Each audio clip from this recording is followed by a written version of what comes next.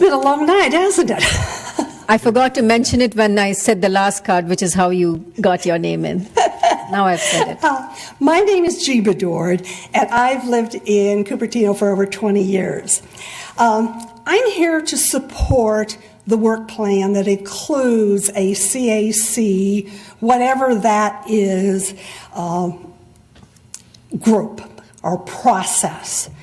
I think as a community, we need to hear from all of the voices of people who live here. And there are many voices that you're not hearing in this room.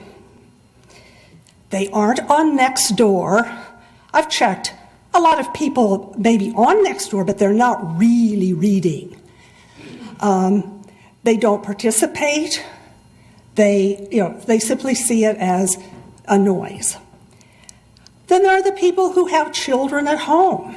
They can't spend 3 hours in this room, listening and evaluating. They may watch, a few people watch it, they watch the streaming, but they're certainly not here, and they don't have 3 hours to spend.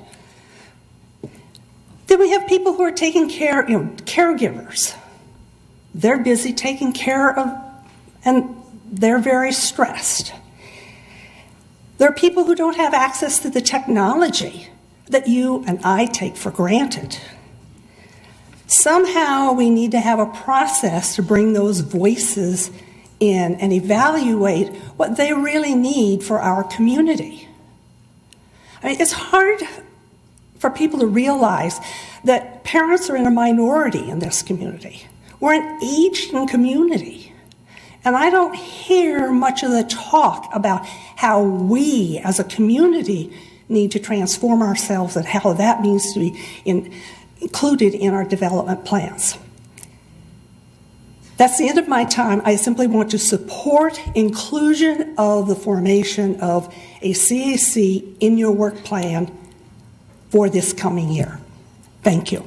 I do have a question. Since you're talking about the people who do not have access to technology, how do we involve them in this process? Let's say we do go ahead with it.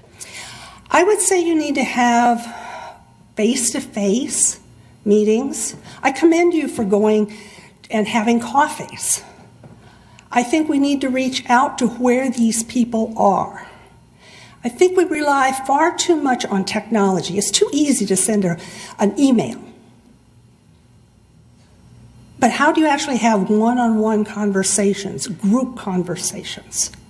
The Episcopalians have something called living room conversations, where they actually sit down and you talk about things as a community.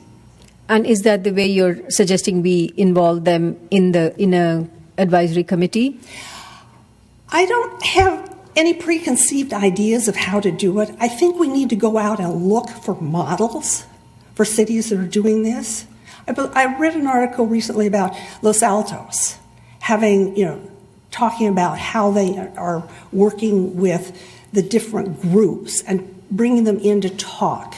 But I don't think doing it electronically works because of the dynamics of it.